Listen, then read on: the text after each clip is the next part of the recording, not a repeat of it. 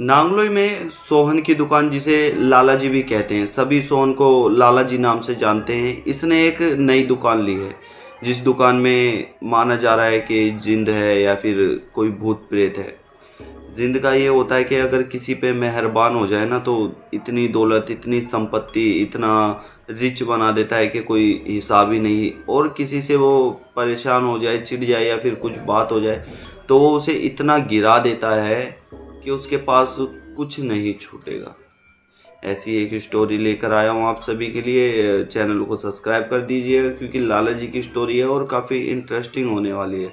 और हम इस वीडियो में सोहन की जगह लाला जी ही कहेंगे, क्योंकि सभी उन्हें लाला जी नाम से जानते हैं। ये कहानी हमारी दिल्ली की है, चावड़ी बाज़ार के आसपास की। तो कहानी में बने रहिएगा, पता चलेगा क्या हुआ क्या नहीं। उससे पहले एक छोटा सा इंट्रो। नमस्कार, जय भोलेनाथ, मेरा नाम शंकर है। मैं कहानियाँ सुनाता हूँ, ऐसे किस्से कहानी आप सभी के लिए लेकर आता हूँ जो सच्ची घटना पर आधारित होते हैं। ये किस्से कहानियाँ मुझे आप सभी में से कुछ लोग सुनाते हैं, जो मैं अपनी आवाज़ में डब करके आपको सुनाता हूँ। आपको ये किस्से कहानियाँ कैसे लगते हैं हमें कमेंट सेक्शन में ज़रूर बताइएगा। साथ ही अगर आपका मन है तो चैनल को सब्सक्राइब कर लीजिएगा। साथ ही प्यारा सा एक कमेंट करके हमें बता सकते हैं वीडियो कैसी लगी। चलिए बढ़ते हैं कहानी की ओर, जानते हैं लाला जी की ये स्टोरी।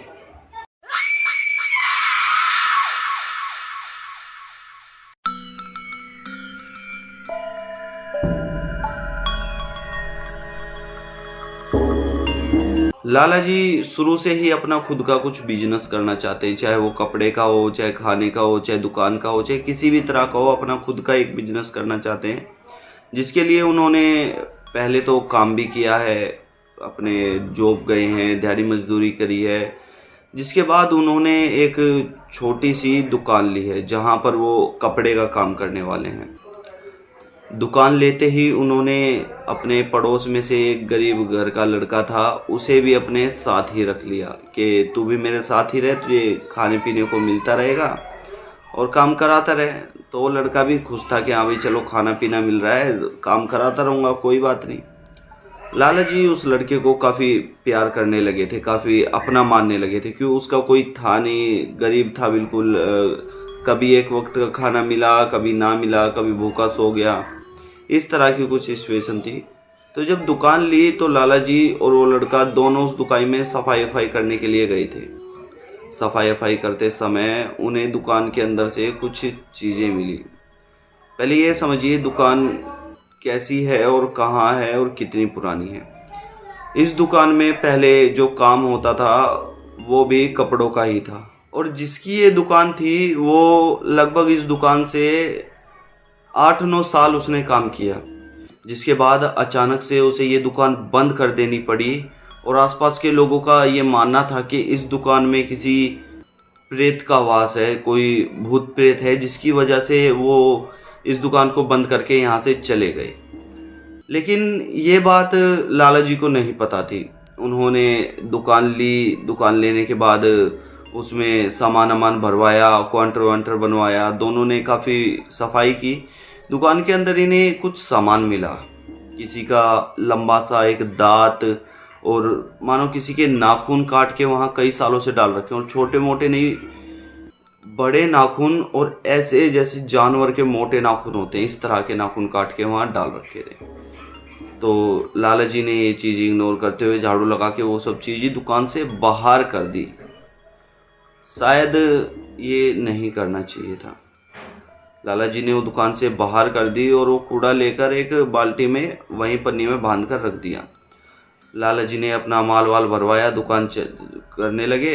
अब दुकान को चलते हुए 2 महीने हुए थे, और 2 महीनों में लाला जी की दुकान पर ऐसा नहीं था कि एक ग्राहक आया हो। यहाँ पर कोई नहीं आता था। लाला जी पूरे दिन दुकान पर बैठे रहते थे, पूरे दिन काम करते रहते थे, लेकिन दुकान की तरफ कोई देखता तक नहीं था। ऐसा लगता था कि दुकान बंद ही है, ये खुली ना खुली एक बराबर है।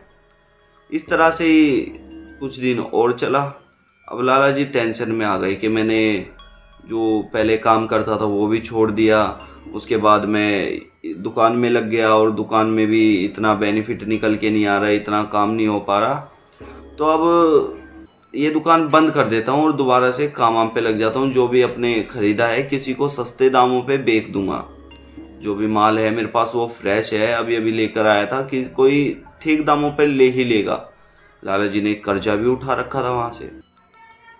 ना जाने किस तरह से कैसे वो जो लड़का था वो उस दांत और नाखून को वापस ले आया, ना जाने कैसे। कहते हैं कि उस लड़के को शायद पता था कि हाँ दुकान में इन्हीं चीज़ों की वजह से नुकसान हो रहा है। दुकान में लाकर उसने लाला जी को बिना बताए वो काउंटर के नीचे फेंक दिए दोनों चीज़ें, दांत और नाखून। अगले ही दिन से दुकान में इतनी भीड़ होने लगी कि लाला जी ने उसी दिन डिसीजन लिया कि मैं 2 लड़के 4 लड़के और रख लूँगा। लाला जी ने अगले ही दिन 2-4 लड़कों को और हायर किया, 2-4 लड़कों से और काम कराने लगे। जिसके बाद लाला जी की दुकान एकदम इस तरह से चल गई मानो उस दुकान में उसके कंपटीशन की और कोई दुकान हो ही ना। लाला जी को ये बात काफ़ी अच्छी लगी, काफ़ी ठीक लगी।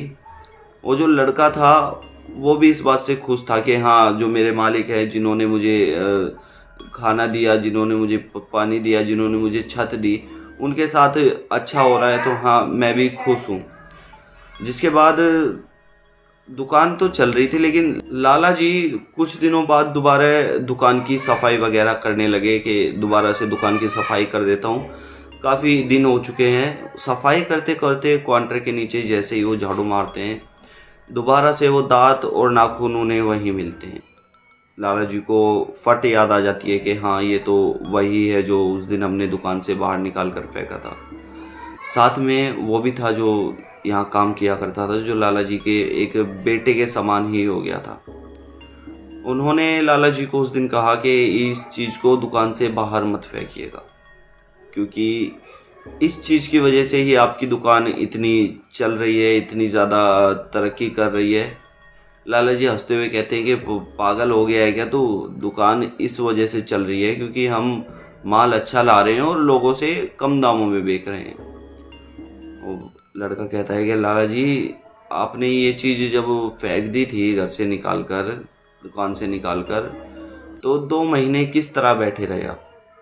लाला जी कहते हैं हाँ बैठा तो रहा मैं।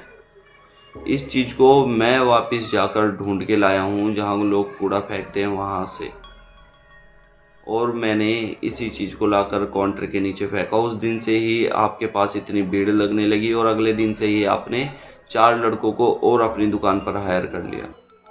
लाला जी ये बात सुनकर शॉक्ड रह जाते हैं, दंग रह जाते हैं। हाँ लाला जी को उसकी बात पे विश्वास नहीं था, लेकिन ऐसा नहीं है कि लाला जी ने उसकी बात ना मानकर उस चीज़ को बाहर फेंक दिया हो या फिर निकाल दिया हो, धुतकार दिया हो। लाला जी ने उस चीज़ को उठाया और वापस हमने काउंटर के नीचे फेंक दिया। आज भी शायद, मैं यकीन से नहीं कहूँगा क्योंकि ये नहीं बताया गया मुझे कि है या नहीं, मुझे लगता है कि आज भी वो उसी काउंटर के नीचे है चीज़ें। और ये किसी से जब उन्होंने पता करवाया तो ये किसी जिंद की चीज़ें हैं, किसी जिंद का दांत और नाखून है।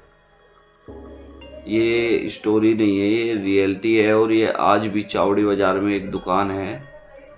बाकी स्टोरी में आज की में इतना ही एक्सपीरियंस था। कैसी लगी कमेंट सेक्शन में ज़रूर बताना और सब्सक्राइब कर लेना चैनल को। नमस्कार, जय भोलेनाथ। धन्यवाद वीडियो एंड तक देखने के लिए। मेरा नाम शंकर है, मैं कहानियाँ सुनाता हूँ।